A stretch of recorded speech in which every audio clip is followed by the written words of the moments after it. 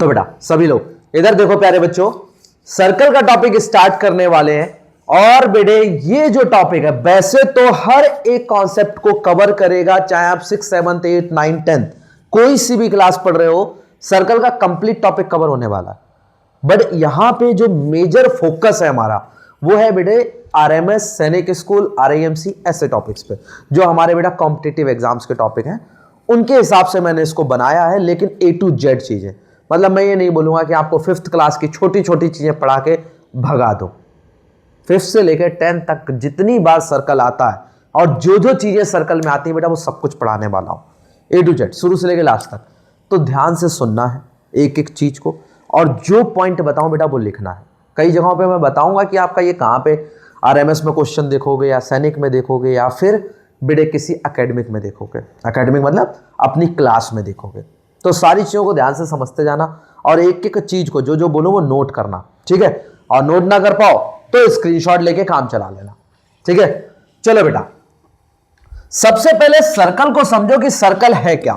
तो वैसे बेटा बहुत अच्छी लैंग्वेज में अगर सर्कल की डेफिनेशन की बात करते हैं कि सर्कल क्या है हमारा, तो बेटा बोलते हैं कि it is a collection of points.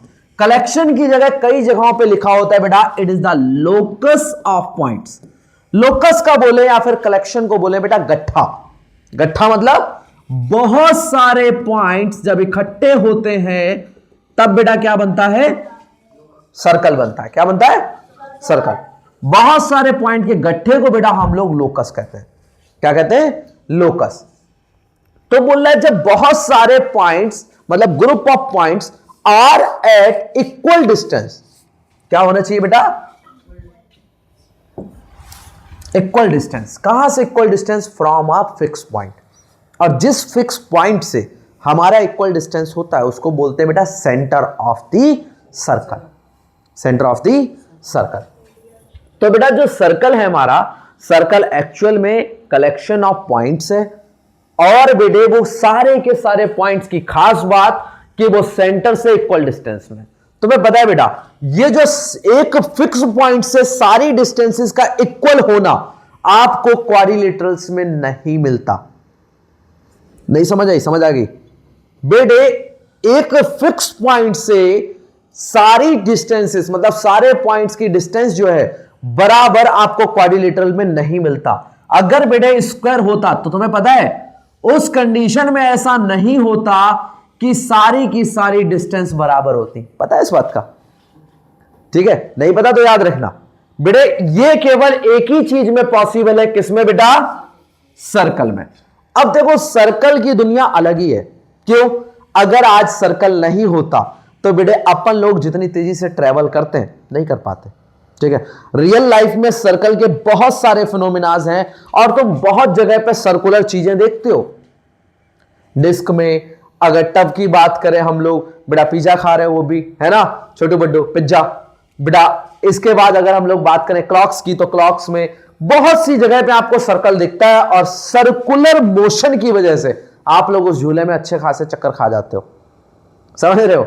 अगर वो सी सॉ होता या जिगजैग मोशन फॉलो करता होता तो बेटा इतनी जल्दी आपको चक्कर नहीं आते। जो सर्कुलर मोशन है बेटा वो सबसे फास्टेस्ट और सबसे इजी मोशन माना गया है।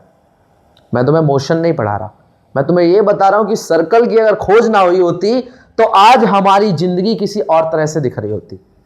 बात समझ आ रही। तो बेटे पहले सर्कल को समझ लिया। तो सर्कल की बाउंड्री जो है हमारी, मतलब जो ये लोकस ऑफ पॉइंट है, क्या है बेटा, लोकस ऑफ पॉइंट। इस लोकस ऑफ पॉइंट्स की अगर कंप्लीट डिस्टेंस को देखें, किसको, कंप्लीट डिस्टेंस को, तो बेटा उसको कहा जाता है सरकमफेरेंस। क्या कहा जाता है, सरकमफेरेंस। इसी सरकमफेरेंस की अगर हम लोग बात करें, अगर हम लोग क्वाड्रिलेटरल बनाते हैं, रेक्टेंगल बनाते हैं, तो बेटा यही सरकमफेरेंस उस कंडीशन में कहा जाता है पेरीमीटर। क्या कहा जाता है बेटे, पेरीमीटर। पेरीमीटर मतलब बोले तो बेटा लेंथ ऑफ कंप्लीट बाउंड्री। दोबारा सुनना, पेरीमीटर का एक्चुअल मीनिंग है लेंथ ऑफ कंप्लीट बाउंड्री। कोई भी बाउंड्री हुई बेटा, उस बाउंड्री की जो लेंथ है, क्या है बेटा, लेंथ है, उसको बेटे बोला जाता है पेरीमीटर। क्या बोलते हैं, पेरीमीटर। तो बेटा इस कंडीशन में उसको सरकमफेरेंस बोलते हैं। क्यों? क्योंकि जो ये हमारा सर्कल है इसको बेटा सरकमफेस बोल सकते हैं हम लोग। सरकमफेस मतलब सर्कुलर फेस। बात समझ आ रही है? तो ये सरकमफेस से सरकमफेरेंस आया था, और सरकमफेरेंस का मतलब होता है बेटे जो सर्कुलर फेस है उसकी बाउंड्री। बात समझ आ रही है? खैर, लीव दैट पोर्शन। तो बेटा हमारा सरकमफेरेंस जो है वो क्या है बेटा, कि जो कंप्लीट डिस्टेंस है ऑफ द बाउंड्री उसको सरकमफेरेंस बोला गया। और वो बेटे हम लोग उनको अगर रेडियस पता हो, क्या पता हो? रेडियस। रेडियस बोले तो distance from the centre to the circle. अगर ये बात अगर तुम्हें पता है तो तुम बड़ी आसानी से सरकमफेरेंस निकाल सकते हो। ठीक है, सरकमफेरेंस बड़ी आसानी से निकाल सकते हो अगर distance from the centre to the circle पता हो। कैसे कैसे निकाल सकते हैं बेटा? हमारा एक छोटा सा फॉर्मूला होता है, देखो सीख लो, हमेशा ही काम आता है। और छोटा सा फॉर्मूला है, और फॉर्मूला आया कहां से उसके बारे में भी थोड़ी बहुत बात कर लेंगे। फॉर्मूला है बेटा 2 pi r. 2 pi r. 2 pi r बोले तो बेटा 2 इंटू 22/7 इंटू रेडियस। ठीक है, देयर वॉज अ मैन, जिस आदमी ने बेटा एक चीज को ऑब्जर्व किया था, बोला कभी भी अगर आप सर्कल्स की बात करो तो बेटे सर्कल की कंप्लीट लेंथ हमेशा बराबर आती है उसके डायमीटर से मल्टीप्लाई करने पे। क्या बेटा? 22/7। मतलब अगर 22/7 को उसके डायमीटर, डायमीटर बोले तो, अब डायमीटर तो बताया नहीं मैंने, तो ध्यान से समझ लो। डायमीटर, डायमीटर बोले तो बेटा रेडियस को अगर आप दोनों तरफ एक्सटेंड कर देते हो, दोनों तरफ एक्सटेंड कर देते हो मतलब सर्कल के उस तरफ भी टच करे और इस तरफ भी, और पास कहां से हो? सेंटर से। कहां से पास हो? सेंटर से। अगर सेंटर से पास हो रही है और दोनों पॉइंट्स को टच कर रही है तो बेटा वो हमारा क्या बन गया? डायमीटर। तो एक आदमी ने ऑब्जर्व किया कि भाई जो अपना ये कंप्लीट लेंथ है बाउंड्री की वो हमेशा डायमीटर से रिलेट करती है, लेकिन एक कांस्टेंट चीज हमेशा मल्टीप्लाई में आ रही है, दैट इज 22/7। मजे की बात यह है बेटा जिसको पाई बोला गया है, पाई की वैल्यू है 22/7। और बेटे इसकी एक और वैल्यू है 3.14। ठीक है, तो दोनों ही याद रखनी है। आज तक इसकी वैल्यू एग्जैक्ट किसी ने नहीं निकाल पाई, किसी ने नहीं। एक आदमी था जिसने बताते हैं करीबन 10 लाख डिजिट्स तक इसको आइडेंटिफाई किया था। मैंने अगर कभी पहले पढ़ाया होगा तो तुमने जरूर सुना होगा, पुराने लेक्चर देखोगे तो वहां पे भी मैंने ये चीज बोली है। तो बेटा इसकी एक बार किसी इंसान ने 10 लाख डिजिट तक वैल्यू निकाली, लेकिन उसके बाद भी नहीं पता लगा पाया ये कौन से नंबर के बाद इसकी वैल्यूज जो है रिपीट होना शुरू हो जाएंगी। मानते हैं दुनिया पे कोई भी नंबर हो वो शायद एक ना एक समय के बाद रिपीट होना शुरू हो जाएगा। ठीक है, मतलब हर चीज वापस आती जरूर है घूम फिर के। तो किसी का, सबका मानना है कि भाई रिपीट होगा। तो एक इंसान ने इसको 10 लाख डिजिट्स तक यूज किया, लेकिन अगर एक बार मान लो नंबर बन गया 9 8 3 5 7 6 है ना, तो बेटा दोबारा यही पैटर्न 9 8 3 5 6 7 वाला पैटर्न दोबारा देखने को नहीं मिला। बार बार सेम पैटर्न रिपीट नहीं होता इसमें। तो बेटा कैसा है, बोलते हैं कि हमारे इसकी वैल्यूज अनलिमिटेड तक जा सकती हैं और आप क्या यूज करेंगे? 3.14। खैर, मैं आपको बेटा एरिया रिलेटेड टू सर्कल नहीं पढ़ा रहा, ठीक है। फिर भी आप लोग ये फॉर्मूला याद रख लेना। कौन सा वाला बेटे? सरकमफेरेंस वाला। कौन सा प्यारे बच्चे? सरकमफेरेंस। प्रॉपर तरीके से डाल लेना कि भाई सरकमफेरेंस का फॉर्मूला क्या है। सरकमफेरेंस का फॉर्मूला है बेटा क्या? 2 पाई आर, जिसको बेटा क्या बोलते हैं? डी इंटू 22/7 भी बोलते हैं, मीन्स पाई डी भी बोलते हैं। पाई डी, पाई इंटू डी। तुम्हें पता है पंजाबी में पाई का मतलब ब्रदर होता है? पता नहीं? पता? ठीक है, चलो बेटा अब आगे की बात सुनो। रेडियस जानते हो है ना। फिर बेटे हम लोग बात करते हैं आप सर्कल को ड्रॉ कैसे करोगे। तो बेटा देखो, छोटे बच्चों से जब मैं पूछता हूं सर्कल ड्रॉ कैसे करो तो कहते हैं सर कढ़ा रखे। तो कढ़ा रख के सर्कल ड्रॉ नहीं करना। एक बच्चा ढक्कन ढूंढ रहा था क्लास से पहले, तो बेटे ढक्कन रखे सर्कल ड्रॉ नहीं होता। सर्कल ड्रॉ होता है हमेशा कंपास से। और कंपास से क्यों बेटे? क्योंकि कंपास से आप उस फिक्स पॉइंट को आइडेंटिफाई कर पाते हो जो रखना है, और बेटे एक फिक्स रेडियस के थ्रू आप पूरा सर्कल ड्रॉ कर पाते हो। समझ रहे हो? आप लोग अगर कढ़े से निकालोगे तो बेटा उसका सेंटर ढूंढने में तुम्हें दिक्कत होगी। बात समझ आ रही है? अगर तुम कढ़े से उसका निकाल दो बेटा, सर्कल बना दिया, और मैंने तुमसे पूछा रेडियस, तो तुम पता है क्या करोगे? देखो क्या होता है, जैसे आपने सर्कल उठा लिया, बोले सर सर्कल ये है, मैंने ठीक है बेटा, फिर आपने बेटा मैंने पूछा रेडियस, तो आपने बोला सर यहां से यहां तक देखे ले रहे, आधा कर देना। मैंने कहा बेटे वो सेंटर में तो है ही नहीं, तो मैं ऐसा थोड़ा सा घुमा दो, अब लग रहा है सेंटर में। बेटा आपको पता ही नहीं लगेगा एग्जैक्टली सेंटर कहां पे है, इसलिए कढ़े से नहीं, हम कहां से बनाते हैं? कंपास से। और कंपास से क्यों बेटा? क्योंकि एग्जैक्ट सेंटर पता लगता है। बात समझ आ गई? ये सर्कल, पूरे सर्कल की बाउंड्री को बेटा सरकमफेरेंस कहते हैं। जो सेंटर पॉइंट होता है उसको सेंटर बोला जाता है। और बेटे सेंटर की स्पेलिंग CNTER होती है। मैं तुम्हें ये क्यों बता रहा हूं? RMS के एग्जाम में बेटा सेंटर की स्पेलिंग पूछी जा चुकी है कि सेंटर की स्पेलिंग बताइए, तो कंफ्यूजन रहता है बहुत से बच्चों को। क्या कंफ्यूजन रहता है बेटा? कि सेंटर की स्पेलिंग दो है। कौन कौन सी स्पेलिंग? एक तो बेटा CNTER और बेटा एक CNTRE। तो बेटा E, ठीक है। तो बेटा सेंटर ही नहीं होता, यहां पे बेटा सेंटर यूज करना है। क्या यूज करना है? सेंटर, ठीक है। ER, ठीक है। छोटो क्या हो गया छोटो? हाँ ठीक है, ध्यान रखना कि बेटा ये ER, अगर RE बन गया तो उसका मतलब होता है ऑर्गेनाइजेशन, ठीक है। फिलहाल आगे बढ़ जाओ। बात समझ आ गई? बात समझ आ गई सभी लोग? तो अगर बेटे कभी कोई डाउट पड़ता है और आप इस वीडियोस को देख रहे हो, आप अपने घर पे बैठे, आप कहीं भी बैठे अगर इस वीडियो को देख रहे हो, तो बेटे कमेंट में डालना है। कोई भी डाउट होगा वो कमेंट में डालना है, ठीक है। क्योंकि मैं सिर्फ मैथ्स नहीं पढ़ाता, ये बात पता होनी चाहिए। कई सालों से मैंने सारे सब्जेक्ट्स पढ़ाए हैं और कई बच्चों ने क्वालिफाई किया है बेटे, ऐसे नहीं कि सिर्फ मैंने पढ़ाए हैं। तो आप लोग सारी सब्जेक्ट्स पढ़ा रहा हूँ तो लगभग सभी की नॉलेज है थोड़ी बहुत मुझे, और सभी की नॉलेज है, खुद सैनिक स्कूल से पढ़ाई हुई है, तुम्हें पता ही है बेटा। बाद में अगर तुम्हें कोई भी डाउट होता है तो कमेंट्स में डालना है, ठीक है। देखो ऐसा नहीं कहता है कि आई एम अवेलेबल 24/7, कोई नहीं हो सकता दुनिया पे, बट जब मुझे फ्री टाइम मिलेगा तो मैं तुम्हारे रिप्लाई करूँगा। बात समझ आ रही है? तो आप कभी भी इस लेक्चर को बाद में देखते हो तो आपको कमेंट में डालना है। और बेटे आप आजीवन यहाँ रहने नहीं आए, 1 साल रहोगे, 2 साल रहोगे, पता नहीं तुम्हें कब तक मेरा साथ मिलेगा। समझ रहे हो? यहाँ पे मैं यही बोलूँगा, तुम्हें मेरा कब तक साथ मिलेगा, क्योंकि तुम्हें फ़ायदा होने वाला है, मेरे को फ़ायदा नहीं होने वाला, नॉलेज तुम्हारी बढ़ने वाली है। तो बेटे जब तक हम लोग साथ हैं तो ठीक है, जब नहीं होंगे तो आपको कमेंट में डालना है। जब मूड बनेगा तो तुम्हारे को उसकी प्रॉपर वीडियो भी मिल जाएगी, ठीक है। बात समझ आ रही? लेकिन स्टिल आई एम ट्राइंग कि आपका कोई भी कॉन्सेप्ट छूटे ना, सारे कॉन्सेप्ट्स को कवर करने की कोशिश करेंगे, और जो भी लेक्चर होंगे वो डिटेल्ड ही होने वाले हैं। तो ध्यान से सुनना बेटे आगे का। Important terms related to circle. तो सर्कल की कुछ इंपॉर्टेंट टर्म्स हैं, उनको बेटा समझना बहुत ज्यादा जरूरी है। होता क्या है ना छोटो,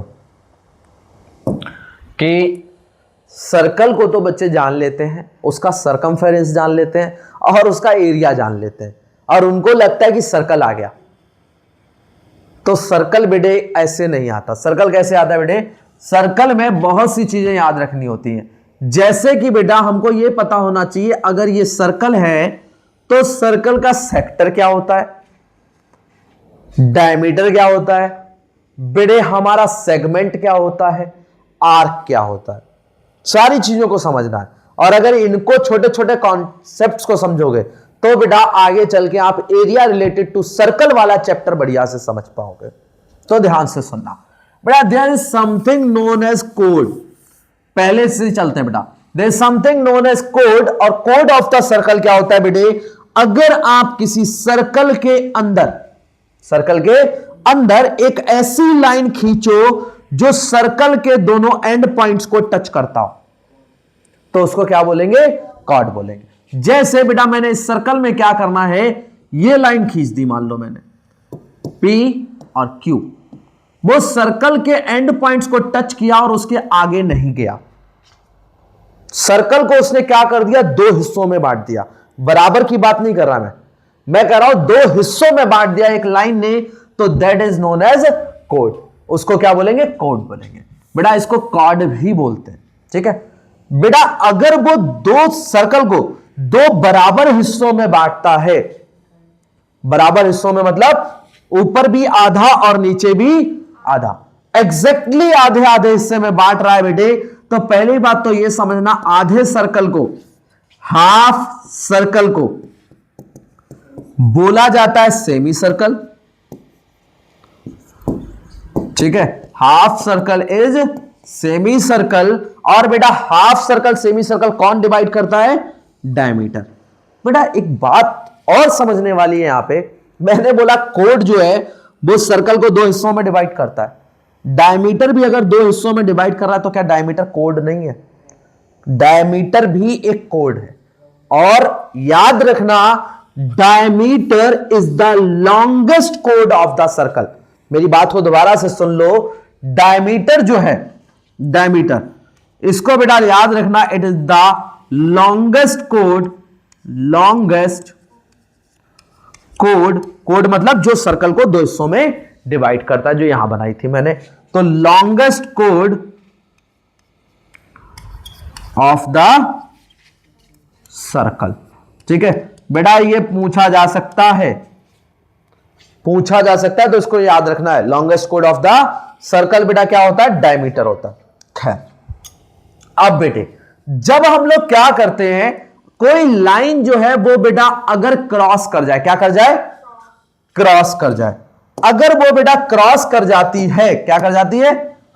क्रॉस कर जाती है बेटे, तो याद रखना वो एक चीज बनाती है जिसको हम लोग बोलते हैं बेटा सीकेंट। क्या बोलते हैं? सीकेंट। अगर सर्कल के वो एंड पॉइंट्स को टच नहीं करती, मतलब उसने बेटा दोनों एंड पॉइंट्स को टच नहीं किया, तो वो कोड से थोड़ा ऊपर पहुंच गया। कहां पहुंच गया बेटा? वो सीकेंट पे। कहां पहुंच गया बेटा? सीकेंट पे। मतलब वो चलता जा रहा है, लेफ्ट भी और राइट भी, ठीक है। वो सर्कल बीच में आया था, कट करके उसको चला गया, ठीक है बेटा। जब भी हमारा सर्कल डिवाइड होता है तो बेटा दो चीजें बनाता है वहां पे। कौन कौन सी दो चीजें? पहली तो बेटा अगर हम लोग बात करें तो सेक्टर, सेक्टर सेगमेंट समझ लेना, फिर एक बहुत बड़ा टॉपिक बताऊंगा, एक लाइन मैंने छोड़ दी है, ठीक है। तो बेटा सेक्टर और सेगमेंट, सेक्टर और सेगमेंट दो चीजें बनती हैं। तो सेक्टर और सेगमेंट में अंतर क्या है? हो सकता है इसमें तुम डर जाओ क्योंकि बहुत चीजें मैंने एक साथ बताई, लेकिन नेक्स्ट फिगर जैसे ही मैं बताऊंगा तो मैं सारी चीजें एक बार में ग्रैब हो जाएंगी, ठीक है। तो ध्यान से सुन लेना बेटा। अगर सेंटर से हम लोग दो तरफ रेडियस खींचे, रेडियस ही है ना, जो सेंटर से बेटा सर्कल तक हम लाइन खींचते हैं, that is known as radius. और अगर बेटा रेडियस दो तरफ खींच दी जाए तो उसके अंदर का area is known as sector. तो क्या ये उसके अंदर का एरिया नहीं है? ये भी है बेटा। जो छोटा एरिया होता है उसको बोलते हैं माइनर सेक्टर, माइनर सेक्टर। और जो बेटे बड़ा एरिया होता है उसको बोलते हैं छोटो मेजर सेक्टर। क्या बोलते हैं? Major sector. तो दो एरिया होते हैं, ठीक है। अगर बेटा हमारा दो रेडियसेस के द्वारा ड्रॉ होता है तो सेक्टर्स में डिवाइड होता है, माइनर सेक्टर और मेजर सेक्टर, माइनर सेक्टर और मेजर सेक्टर। अगर छोटो बेटा वो डिवाइड हो by the code, by the code, तो बेटा वो बनाता है हमारा सेगमेंट। क्या बनाता है? सेगमेंट। इधर वाला जो है बेटा वो क्या है? Minor segment, minor segment. इधर वाला जो है बेटा वो है माइनर सेगमेंट। और बेटा जो बड़ा एरिया है, ये जो बड़ा वाला है पूरा, पूरा मतलब ये पूरा, ठीक है, ये जो बड़ा वाला है बेटा इसको बोलते हैं मेजर सेगमेंट, मेजर सेगमेंट। देखो बहुत बच्चे डर जाते हैं, परेशान हो जाते हैं जब सेगमेंट और सेक्टर की बात आती है, ठीक है। तो पहले तो मैं ही इसमें कंफ्यूज रहता था जब मैं तुम्हारी एज में था, बल्कि मैं बोलूं बहुत बात तक मैं इसमें कंफ्यूज रहता था। तो बेटे याद रखना सेक्टर का मतलब हिस्सा होता है, और हिस्सा तब कटता है जब हम लोग उसको इक्वल पार्ट्स में डिवाइड करने की कोशिश करें, और इक्वल पार्ट्स बेटे कभी भी यहां से नहीं कट सकते। बात समझ आ रही है? सेगमेंट कैन बी एनीथिंग, मैं इतना सा टुकड़ा काट दूं तो वो भी सेगमेंट होगा, बट सेक्टर जो है बेटा वो क्या होता है, हमेशा सेंटर से पास होता है। तो बेटा याद रखना, सेक्टर जो है हमारा कहां से पास होता है, सेंटर से, ठीक है। तो इसमें डरना नहीं। अब बेटे पूरी चीज को एक बार में समझ लेना, फिर जो छोड़ी हुई चीज है उसको समझाऊंगा, ठीक है। एक बार में कैसे समझोगे, तो आज बुद्धि चलना कम हो गई होगी, क्यों छोटो, नहीं चल रही है तो समझ लो बेटा आगे, ठीक है। बेटे मान लो आपका ये सर्कल है, ये सेंटर वाला, ठीक है, ये तो पहचान लिया, ये बेटा सीकेंट, अगर काट के जा रही तो सीकेंट, ठीक है। अगर बेटे वो यहां से यहां तक होती एम्प्टी, तो बेटा ये एम्प्टी क्या है, कॉर्ड है, क्या है प्यारे बच्चों, कॉर्ड है, ठीक है। बेटे अगर मैं इस लेंथ की बात करता तुमसे, इतने से इतने, तो बेटा इसको बोलते हैं आर्क, क्या बोलते हैं, आर्क। एक सिंगल फिगर तुम्हें सब कुछ बता देगा, ठीक है। अगर बेटे मैं यहां सेंटर से दो ये खींच देता तो मैं इस एरिया क्या बोलता है बेटा, माइनर सेक्टर, माइनर सेक्टर, ठीक है। बेटा इस तरफ वाले को मैं क्या बोलता, मेजर सेक्टर। अब अगर बेटा यहां पे कोड ने डिवाइड कर ही दिया है तो बेटा सेगमेंट भी बन गए होंगे, इधर वाला माइनर सेगमेंट, माइनर मतलब बेटा जानते हो क्या होता है, छोटा, और इधर वाला बेटा मेजर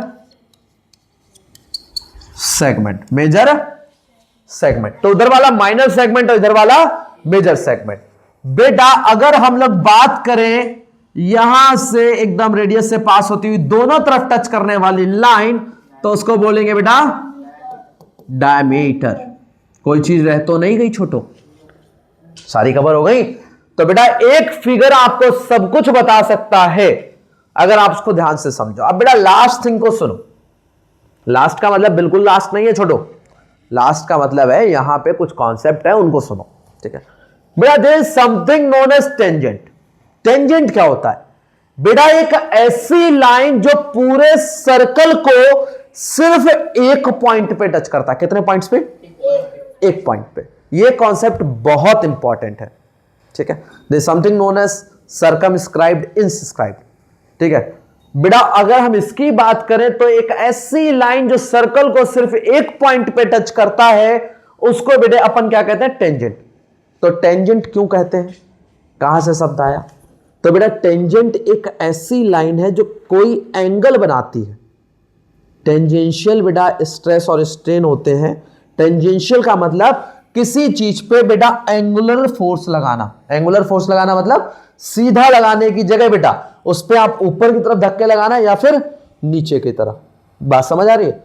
तो बेटा ये हमारा जब आप किसी एंगल पे उस सर्कल को दबाने की कोशिश करते हो, जैसे अब ये हमारा टायर घूम रहा है, टायर जब बेटा ब्रेकर पे पहुंचेगा तो उसका एक पॉइंट जो है वो ब्रेकर को टच करेगा, उस पर प्रेशर आएगा।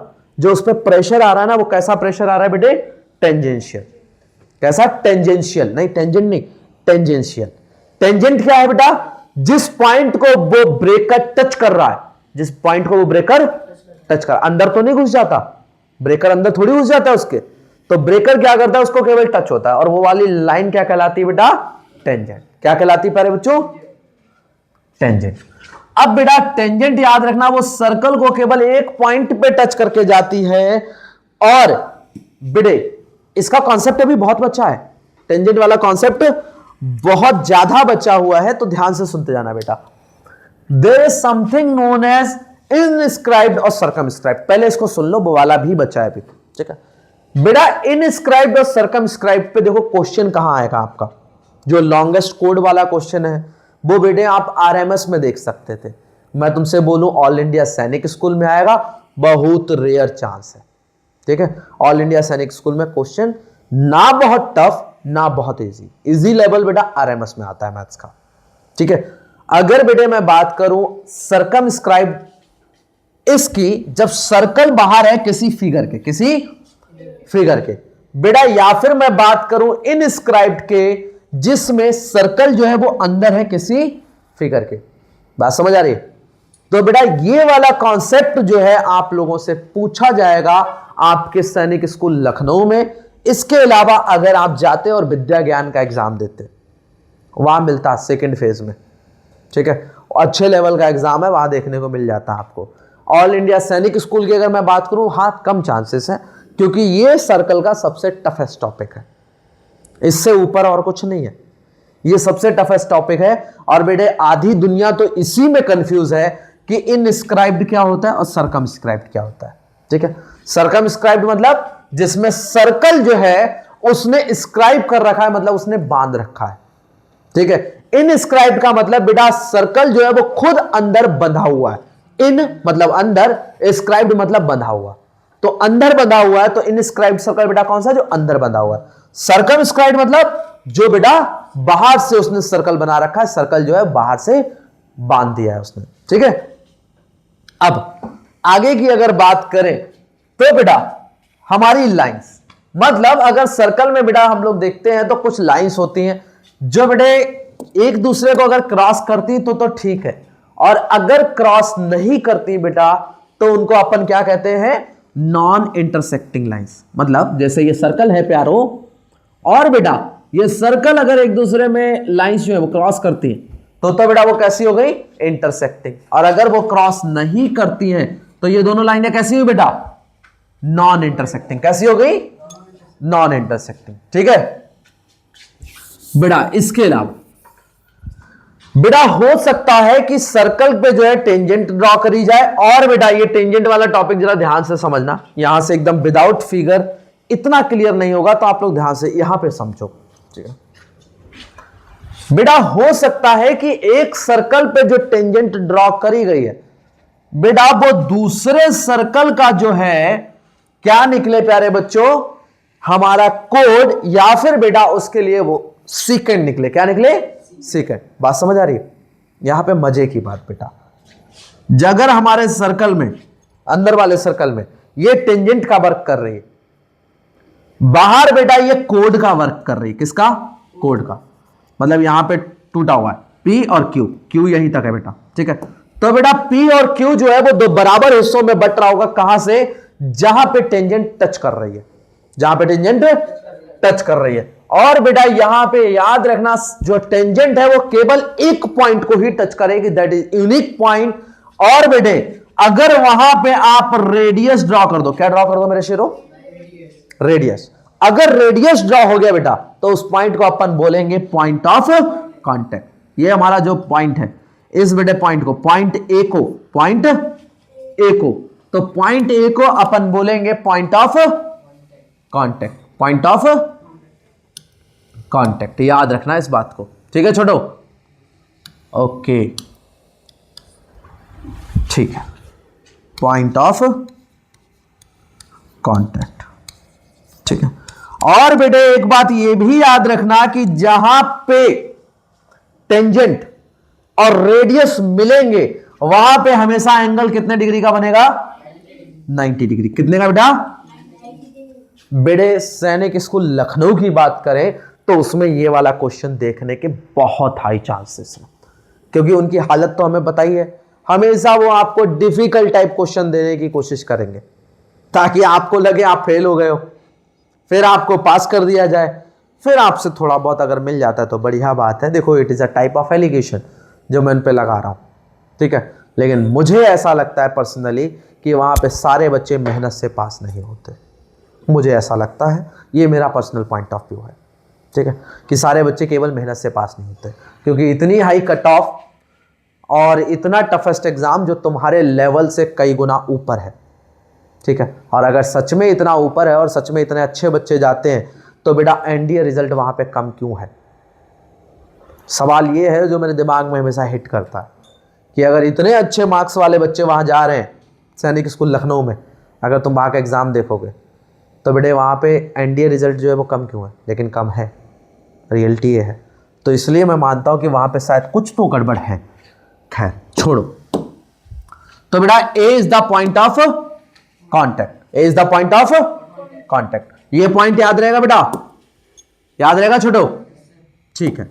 अब बेटे आगे की बात करते हैं, आगे की बात मतलब सीकेंट की अगर बात करें बेटा, तो सीकेंट हमेशा दो डिस्टिंक्ट पॉइंट पे टच करता है, और बेटे इसके अलावा कभी भी सीकेंट सर्कल को दूसरे के अलावा कभी तीसरे पॉइंट पे टच नहीं कर सकता। मतलब ऐसा नहीं हो सकता भाई साहब सीकेंट जाए और वो ऐसे लहराती हुई जाए, बोले ना भाई मैं तो नागिन बनूंगी, तो नागिन नहीं बन सकती है। बात समझ आ रही है? मतलब सीकेंट ऐसा नहीं है कि नाचती हुई जाए, ऐसे नहीं हो सकता सीकेंट। ठीक है, secant is a straight line and it can touch at most 2 point of a circle. दोबारा सुनना बेटे, सर्कल में जो सीकेंट है, ठीक है बेटा, it is a straight line, ये सीधी लाइन है, it can touch at most 2 points of a circle. बात समझ आ रही? It can touch at most 2 points of a circle, ये दो ही पॉइंट टच कर सकती है सर्कल के बेटा, कभी भी थर्ड पॉइंट वहां पे नहीं होगा। बात समझ आ गई इतनी? आगे छोड़ो, ठीक है बेटे। इसके बाद बेटे याद रखना कि कभी भी एक सर्कल में दो से ज्यादा टेंजेंट पैरेलल नहीं हो सकती। इस कॉन्सेप्ट को और एक बार ध्यान से समझो। अगर बेटे मैं इस टेंजेंट की बात करता हूं, किसकी बात करता हूं छोटो? टेंजेंट की। किसकी बात करता हूं? टेंजेंट की। बेटा इस टेंजेंट के मान लो मुझे पैरेलल टेंजेंट बनानी है, पैरेलल टेंजेंट बनानी है, तो बेटा पैरेलल टेंजेंट क्या मैं यहां से बना सकता हूं? नहीं, टेंजेंट तो वो होती है जो सर्कल को कितने पॉइंट पे टच करे? एक पॉइंट पे टच करे। कितने पॉइंट पे? तो ये भाई टेंजेंट थोड़ी है, ये क्या है? सीकेंट है। तो सीकेंट से काम थोड़ी चलेगा। मैं टेंजेंट जो बनाऊंगा बेटा वो हमारी कुछ इस तरफ बनेगी जाके, है ना? और अगर बेटा इस तरफ बनेगी जाके तो बेटा वो कितने पॉइंट्स को टच करेगी? सिर्फ एक पॉइंट। क्या अदर देन दिस टेंजेंट मैं कोई और टेंजेंट ड्रा कर सकता हूं जो इसके पैरेलल हो? क्या ये पैरेलल होगी? नहीं होगी। क्यों नहीं होगी? क्योंकि वो तो कट कर रही थी, कट करने वाली नहीं। हमें पैरेलल का मतलब क्या होता है बेटे? जो हर एक पॉइंट पे इक्वल डिस्टेंस पे हो। कितने पे हो?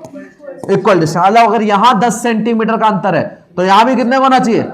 10, और यहां भी, तब इसको पैरेलल मानेंगे। और ऐसी केवल एक और बन सकती है। तो आप याद रखना, इन अ सर्कल एट मोस्ट, मतलब ज्यादा से ज्यादा 2 tangents can be drawn, at most 2 parallel tangents can be drawn, at most 2 parallel tangents can be drawn. बात समझ आ गई छोटो?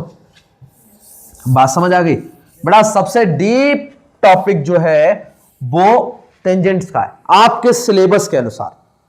बड़ी क्लासेस में सबसे डीप टॉपिक, मैं टफ टॉपिक की अगर बात करूं तो मुझे ऐसा लगता है कि तुम्हारे एज के हिसाब से सबसे टफ टॉपिक सरकमस्क्राइब और इनस्क्राइब का है।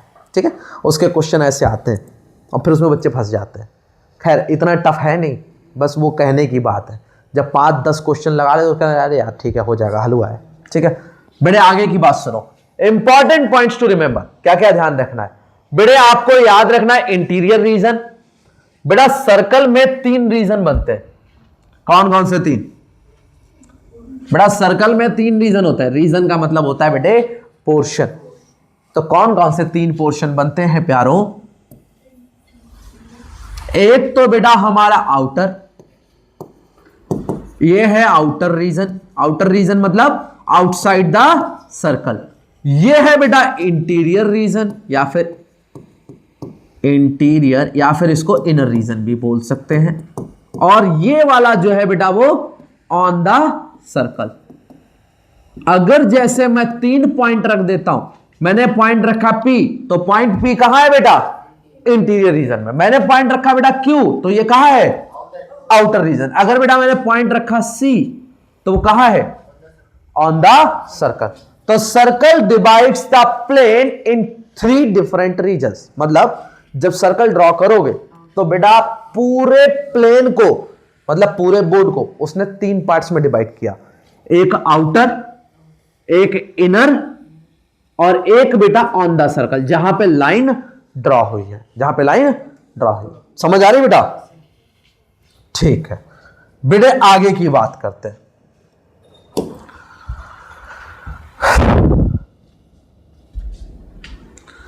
बेटा टेंजेंट जब भी एक्सटर्नल पॉइंट से, एक्सटर्नल पॉइंट से मतलब जैसे ये बेटा सर्कल है हमारा, क्या है? सर्कल। बेटा एक फिक्स पॉइंट, एक फिक्स पॉइंट मान लो ये फिक्स पॉइंट। ठीक है छोटे इधर आ, ठीक है, यहां पे उंगली रख, नहीं फोटो में थोड़ी जाना तुम्हें, तुम खाली आओगे।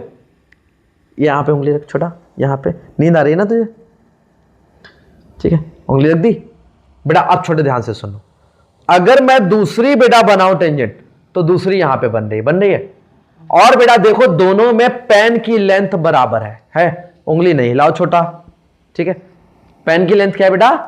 बराबर है। अगर बेटे हम लोग बात करें पेन के लेंथ की, तो दोनों तरफ बराबर निकली। पता है क्यों बराबर निकली? जाओ छोटा, थैंक यू।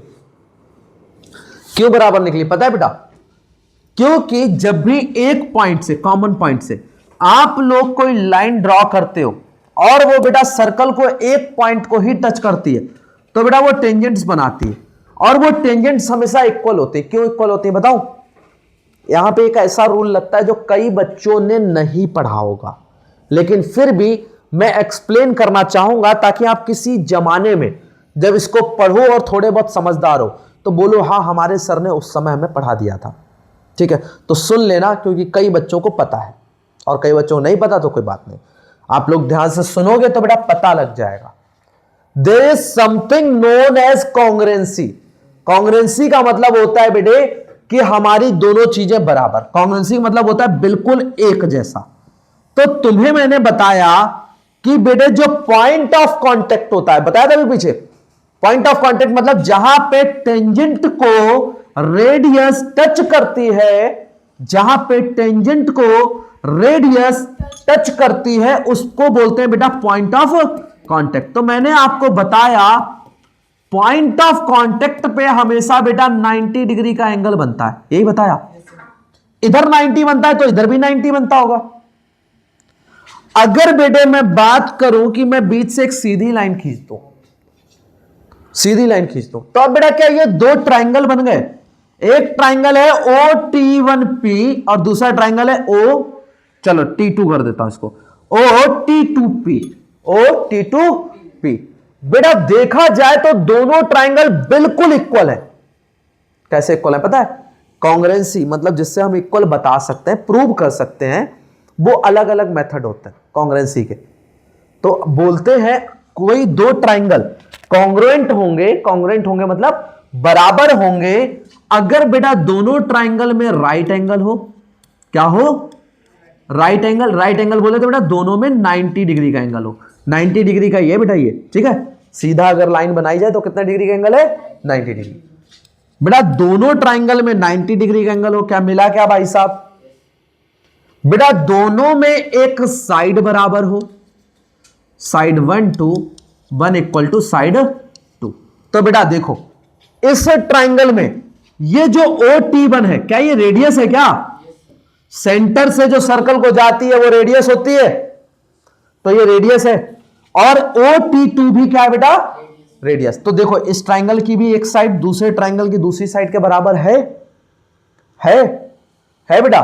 90 डिग्री के सामने जो साइड बनती है उसको बोलते हैं हाइपोटेनस। क्या बोलते हैं? हाइपोटेनस। तो क्या प्यारे बच्चों हाइपोटेन्यूस है ना, चलो हाइपोटेनस बोलते हैं फिलहाल में इसको। तो हाइपोटेनस बेटा क्या दोनों में बराबर है? देखो OP इसमें भी है और इस ट्राइंगल में OT2P में भी हाइपोटेनस क्या है? OP। बेटा अगर ये तीन चीजें कभी मिल जाती, क्या बेटा? राइट एंगल, दोनों में एक एक साइड और हाइपोटेनस। हाइपोटेनस मतलब 90 डिग्री के सामने वाली साइड। अगर दो ट्राइंगल की ये तीन चीजें बराबर निकल आए तो वो ट्राइंगल होते हैं कॉन्ग्रुएंट। कॉन्ग्रुएंट मतलब बराबर। और अगर ट्राइंगल बराबर हैं तो क्या बेटा T1P बराबर नहीं होगा T2P के? होगा ना, क्योंकि दोनों ट्राइंगल बिल्कुल एक दूसरे के बराबर है। कह रहा भाई साहब अगर आप, ये ट्राइंगल है मान लो, तो ट्राइंगल है नहीं है, ये हाथ है मेरा, ठीक है, जो तुम्हारे ऊपर पड़ जाएगा अगर समझ नहीं आया तो। बेटे ये ट्राइंगल है मान लो, इसके ऊपर आप दूसरा ट्राइंगल रखोगे तो ना ये इधर से देखो तो पीछे वाला दिखेगा, और जब इधर से देखोगे तब भी पीछे वाला नहीं दिखेगा। इसका मतलब होता है बराबर। और अगर बराबर है तो मैं ये बोल दूं बेटा इसकी 3 उंगलियां बराबर हैं, तो तुम क्या बोलोगे? सर आपने बोला हाथ बराबर है, तो 3 उंगलियां क्यों करो?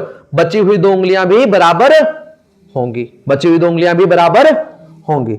तो बेटा इसमें अगर ये बराबर है नीचे वाले ट्राइंगल के, ये बराबर है इसके, ये एंगल बराबर है इसके, तो ये साइड भी बराबर होगी।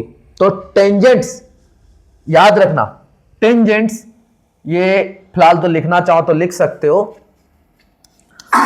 बाई RHS, RHS बोले तो right angle hypotenuse side triangles OT1P is congruent to triangle OT2P। बेटा जो मैंने ये मूछे बना दी ना, मूछे, ये कॉन्ग्रुएंसी का साइन है। किसका साइन है? कॉन्ग्रुएंसी। छोटो भूल जाओगे बेटा, कॉपी में डालना पड़ेगा इसको। किसका साइन है ये? कॉन्ग्रुएंसी। किसका साइन है बेटा? ये कॉन्ग्रुएंसी। तो बेटा दोनों ट्राइंगल अगर कॉन्ग्रुएंट हैं तो T1P equal to T2P। So T1P equal to T2P। हालांकि अच्छी क्लासों में जब पहुंच जाते हैं ना, तुम तो अच्छी क्लास के लोग हो, तो जब अच्छी क्लासों में पहुंच जाते हैं तो बेटा लिखते हैं इसके आगे रीजन CPCT, मतलब होता है corresponding parts of congruent triangle. Corresponding parts of congruent triangle. खैर लीव दैट क्वेश्चन। तो बेटा ये तुम्हें आना चाहिए था, और बस तुम्हें कुछ भी ना आए, सर मुझे नहीं आया, सर मेरे को डिफिकल्ट लगा, तो पीछे पलट के देख लेना भाई साहब, ठीक है, वीडियो पीछे करके देख लेना। और बेटे तुम्हें जो इसका क्रक्स याद रखना था, वही याद रखना था, tangents drawn from a common point are always equal. Tangents from a common point, ये टेंजेंट है ना बेटा, from a common point, P से ही है ना दोनों के दोनों, तो tangents from a common point are always equal. तो सीधी सी बात याद रखना, T1P इज इक्वल टू बेटा T2P। ठीक है, ठीक है छोटो, बात समझ आ गई? कुछ ना याद रहे तो इतनी बात याद रखनी है, और ये बहुत इंपॉर्टेंट है, ये बहुत ज्यादा इंपॉर्टेंट है।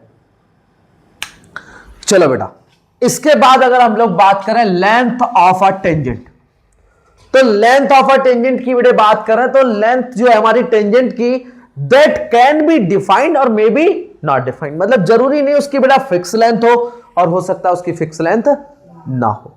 बट बेटा जब आप उसको एक पॉइंट से ड्रॉ करते हो तो it will be of fix length. जैसे मैं पिछले केस की अगर बात करता हूं, किसकी बेटा? पिछले केस की, इसमें हमारी टेंजेंट की लेंथ जो है वो क्या है? बराबर है। अगर बराबर ना हो बेटा तो क्या मैं ये बोलूंगा कि ये दोनों इक्वल होंगे? अगर बराबर ना हो, मैं बेटा दो रे खींच दूं, रे ड्रॉ कर दूं दो, तो मैं ये थोड़ी बोलूंगा भाई साहब ये दोनों रे बराबर होंगी। अरे रे कैसे बराबर हो सकती है? लेंथ तुमने नापी क्या? रे नाप नहीं सकते, मेजर नहीं कर सकते उसको। जब तक आप उसको मेजर नहीं कर सकते तब तक आप बता नहीं सकते बराबर है या नहीं है। तो बेटा टेंजेंट्स जो है वो मेजरेबल है अगर from a fix point it is drawn. ठीक है, अगर एक फिक्स्ड पॉइंट से ये ड्रॉ करी गई है, फिक्स पॉइंट से ये अगर ड्रॉ करी गई है, then it will be of equal length, और बेटा वो मेजरेबल होंगी। It will be definite. Definite मतलब फिक्स लेंथ, डेफिनेट बोले तो फिक्स लेंथ। बात समझ आ गई प्यारों? अब आगे की बात सुनो बेटा, कोटेंजेंट एंड सीकेंट। क्या बेटे सीकेंट याद है? जो सर्कल को बेटा दो पॉइंट से टच करके निकल जाए। बेटा टेंजेंट जो सर्कल को केवल एक पॉइंट पे ही टच करे। कोड बेटा जो सर्कल को दो पॉइंट पे टच करे और बाहर ना जाए। इसकी लिमिटेशंस है। बोलता है भाई साहब रहेंगे तो तुम्हारे सर्कल में रहेंगे, बाहर हम नहीं जा सकते। बात समझ आ रही है? तो इसको बोलते हैं बेटा अपन लोग कोड। बेटा ये पूरा का पूरा जो अभी पढ़ के आए हो सब कुछ एक पेज पे डाल दिया है। अगर कुछ भी ना आए, देखो मैंने भी एक बना के दिया था, बनाया था, सिंपल हैंड से ड्रॉ किया था एक बेटा। ये अगर कुछ भी ना आए तो बस इसको अगर ड्रॉ कर लो तो आपको याद हो जाएगा दोबारा से। बेटा जो सेंटर से निकले और दोनों पॉइंट्स को टच करे वो क्या है? डायमीटर। क्या है? डायमीटर। बेटा डायमीटर को अगर आधा कर दूं, क्या कर दूं? आधा, तो क्या बन गया? रेडियस। बेटा जहां पे टेंजेंट को टच करेगा कितने एंगल? 90 डिग्री। बेटा जो हमारी लाइन सर्कल को दो पॉइंट्स पे टच करे उसको क्या कहते हैं बेटा? कॉर्ड। क्या कहते हैं? कॉर्ड। बेटा सर्कल के पूरे लेंथ को क्या कहते हैं?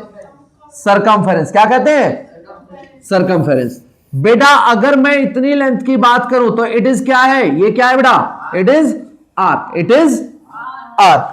बेटा जो हमारी सेगमेंट है उसको कैसे पहचानते हैं हम लोग? जो कोड के द्वारा हिस्से किए जाते हैं उसमें बेटा एक छोटा वाला हिस्सा माइनर सेगमेंट और बड़ा वाला हिस्सा मेजर सेगमेंट। बेटा अगर रेडियस के द्वारा, ये रेडियस के द्वारा अगर सर्कल को डिवाइड किया जाता है तो क्या बनाता है बेटा? ये एक माइनर सेक्टर और दूसरा मेजर सेक्टर। बेटे पुराना वाला अगर सब देखोगे तो ये ऐसा लगे एकदम हलवा। पुराना वाला शुरू में पढ़ के आए थे ना, वो दोबारा से देखोगे और फिर एकदम से यहां आ जाओगे तो तुम्हें लगेगा ये हलवा। और अगर तुम बेटा गैप के बाद देखोगे, जैसे 20-25 मिनट हो चुके हैं उसको पढ़े हुए, तो हो सकता है एक बार को डर जाओ, अरे सर इतनी सारी चीजें। ठीक है, आगे कुछ नहीं है बेटा, आगे जो चीजें मैंने तुम्हें करा दी बस वही है। बेटा अगर टेंजेंट ड्रॉ होगी, टेंजेंट पे सॉरी रेडियस ड्रॉ होगी तो कितने डिग्री का एंगल बनेगा? 90 डिग्री। कितने डिग्री का? Is always perpendicular. Is always perpendicular. बेटा इस पे क्वेश्चन आ सकता है भाई साहब, इस पे क्वेश्चन आ सकता है। तो बेटा इस पे क्वेश्चन जो आ सकता है उसको जरा देख लो। ठीक है, एक सेकेंड रुकना बस। ठीक, एक ये वाली चीज कर लेना थोड़ी सी। बेटा टेंजेंट्स कितनी ड्रॉ करी जा सकती है सर्कल पे? एक सर्कल पे बेटा कितनी टेंजेंट्स ड्रॉ करी जा सकती? इनफाइनाइट। कितनी प्यारे बच्चों? इनफाइनाइट। अरे 2 पैरेलल करी जा सकती है। ठीक है, मेरे को एक सर्कल मिल गया भाई साहब, मैंने एक इधर से ड्रॉ करी, एक इधर से ड्रॉ करी, एक इधर से ड्रॉ करी, एक इधर से करी, मैं तो हजारों करोड़ों ड्रॉ कर सकता हूं। समझ रहे हो बेटा? एक पॉइंट पे कितनी टेंजेंट ड्रॉ कर सकता हूं? एक पॉइंट पे सिर्फ एक पॉइंट पे सिर्फ एक। मतलब जैसे बेटा मेरे पास ये सर्कल है, ठीक है, ये सर्कल है, तो बेटा इस पॉइंट से सिर्फ ये टेंजेंट बनेगी। कहो मैं ये टेंजेंट बना दूं, बन जाएगी? ये बना दूं, बन जाएगी? तो सिर्फ कितनी बनी बेटा? एक। बेटा a tangent to a circle intersected 1 point. Tangent हमेशा सर्कल को कितने पॉइंट पे टच करती है? एक पॉइंट पे। A line intersecting a circle in 2 points. अगर 2 पॉइंट पे टच कर रही तो वो क्या है? सीकेंट या फिर कोड। सीकेंट या फिर कोड। बेटा एक सर्कल जो है उसकी कितनी एटमोस्ट पैरेलल टेंजेंट हो सकती है? 2। बेटा हमारा जहां पे सर्कल का रेडियस और टेंजेंट मिलते हैं, रेडियस और टेंजेंट मिलते हैं, बेटा उस पॉइंट को क्या बोलते हैं? इस टाइप का क्वेश्चन देखने को मिल सकता है, तो ये भी देख लो। और एक एंगल वाला क्वेश्चन, बेटे दोनों डाल के लेके आया हूं मैं, तो दोनों को ध्यान से देख लेना। ठीक है बेटे, यहां पे अगर 90 डिग्री बन रहा है तो ये क्या हो गया बेटे? हाइपोटेनस। बेटा ये क्या हो गया? बेस, या फिर बोल लो परपेंडिकुलर। बेटा there is something known as Pythagoreans theorem. Pythagoreans theorem क्या होता है? एक अगर ट्राइंगल है बेटा जिसमें एंगल बन रहा है कितने डिग्री का? 90 डिग्री का, तो बेटा 90 डिग्री के सामने वाली साइड, मान लो ये एस है, ये S1 है और ये S2। 90 डिग्री के सामने वाली साइड का स्क्वायर हमेशा बराबर होगा इधर उधर वाली साइड के स्क्वायर्स के सम के, स्क्वायर्स के सम के। तो बेटा इधर देखो, 90 डिग्री के सामने वाली साइड मतलब बोले तो 12 का स्क्वायर बराबर होगा प्यारे बच्चों इधर उधर वाली साइड के स्क्वायर्स के सम के। तो बेटा ओपी का स्क्वायर मतलब 5 सेंटीमीटर का स्क्वायर प्लस बेटा क्या? PQ का स्क्वायर। क्या बेटा? PQ का स्क्वायर। वास्तव में यह PQ है क्या भाई साहब? टेंजेंट है। PQ क्या है? तो टेंजेंट की लेंथ ऐसे ही निकालते हैं। बात समझ आ गई? खैर 12 का स्क्वायर बेटा 144, 5 का स्क्वायर 25 इक्वल टू PQ का स्क्वायर। बेटा मजे की बात बता दूं, 10th क्लास के सर्कल चैप्टर के दूसरी एक्सरसाइज का दूसरा क्वेश्चन है ये। 10th क्लास के सर्कल के बेटा दूसरी एक्सरसाइज का दूसरा क्वेश्चन है ये।